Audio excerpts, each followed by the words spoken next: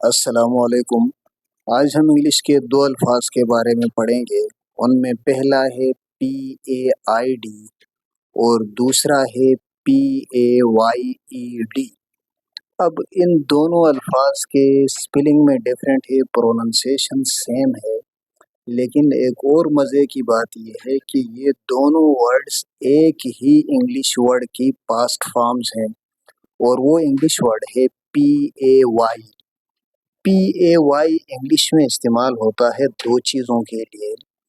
اگر ٹرانزیکشنز کے لیے استعمال ہو تو اس PAY کا مطلب ہوتا ہے ادا کرنا۔ اگر یہی PAY استعمال ہو سمندری معنوں کے اندر استعمال ہو جائے، مطلب سمندری سفر کے اندر یا کشتیوں کے اندر سمندر سے ریلیٹڈ کسی چیز کے لیے استعمال ہو، تو اس کے لیے بھی یہی PAY استعمال ہوتا ہے، اور پھر اس کا مطلب ہوتا ہے کشتی کو ڈھانپنا یا اس طرح کچھ عمل جس میں کشتی کو ڈھانپا جاتا ہے یا اپنے ہاتھ سے کوئی رسی وغیرہ چھوڑی جاتی ہے، تو اس کے لیے بھی PAY استعمال ہوتا ہے۔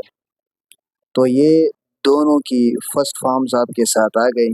اب اپنے پہلے ورڈ کی طرف پڑھتے ہیں۔ پہلا ہے PAID، اسے پروناؤنس کرتے ہیں پیڈ، اور یہ پاسٹ فارم آف پے ہے۔ اس کا مطلب ہے ادا کیا، یہ ورب کے طور پر استعمال ہوتا ہے، اور اس کا جملہ بناتے ہیں we paid more for the meal than we had expected, ہم نے توقع سے زیادہ کھانے کے لیے ادائیگی کی۔ اور اس کے بعد دوسرا ہے PAYED، یہ لفظ بہت زیادہ ریئر ہے، بہت کم استعمال ہوتا ہے، اور اسے بھی پروناؤنس کرتے ہیں پیڈ، اور اس کا ترجمہ ہوگا انگلش میں coating parts of a boat with waterproof material, کشتی کے کسی حصے کو اگر واٹر پروف مٹیریل سے، واٹر پروف چیزوں سے ڈھانپا جائے تو اس عمل کو نام دیتے ہیں پیڈ کا۔ تو اردو میں اس کی کوئی اسپیسیفک میننگز نہیں ہے، لیکن انگلش کے اس کی ڈیفینیشن سے میں نے یہ ترجمہ لکھا ہوا ہے۔